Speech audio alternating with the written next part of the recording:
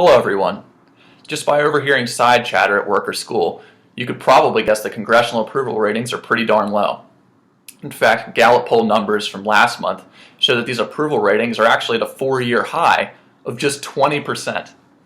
Now I know that this discontent obviously stems from a number of perceived problems, but a lot of it actually just boils down to Congress failing to actually act on their most fundamental duties, like appropriating funds and passing a budget.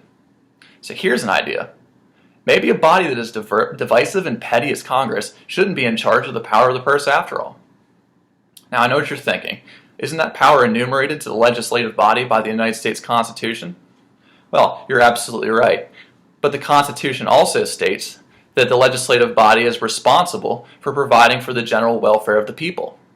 And if Congress is failing to pass a budget because of petty little bickering and ideological disputes, are they actually providing for the general welfare of the people?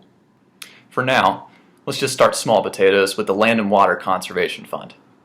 LWCF is essentially the federal government's primary means of acquiring and caring for public lands. But an important aspect of this program is that the fund's revenue comes from offshore drilling royalties. Simply put, to exploit one natural resource, you contribute to the protection of another.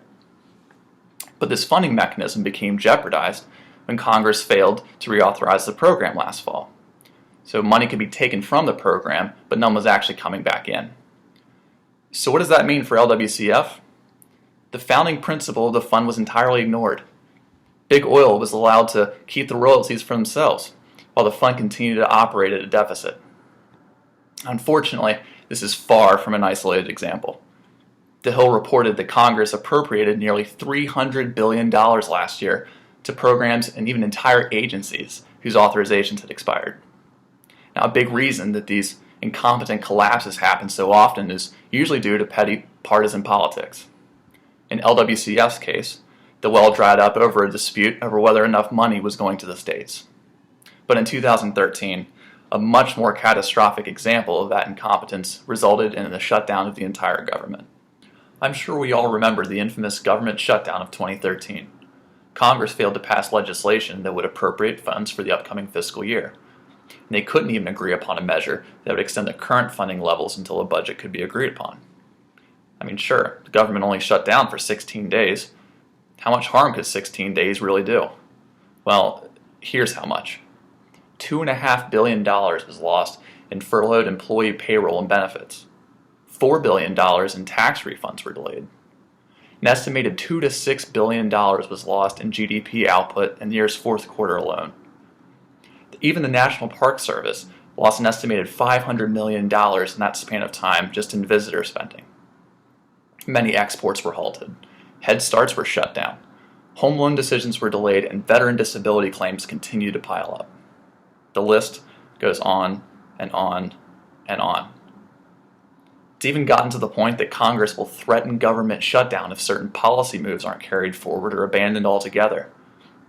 Their abusive games toy with the programs and agencies that our daily lives depend upon, yet we are the ones who ultimately end up paying the price. At some point in time, we have to accept that voting simply isn't enough. This gross corruption is a culture that pervades through the entire branch. A shift in power only serves as a bandage over a gaping wound. Congress has proven time and time again that it handles fiscal matters with negligence, spite, and egregious self-interest. Making a statement has somehow become far more important than actually ensuring that the government has the funding that it needs to operate as we expect it to. Not just as we expect it to, but as the Constitution stipulates, as the power enumerated to them demands. So I'll ask again, is our legislative branch upholding its constitutional duty? Is it truly providing for the welfare of the United States? Should Congress actually have the respectable charge of appropriating our valuable dollars? You tell me.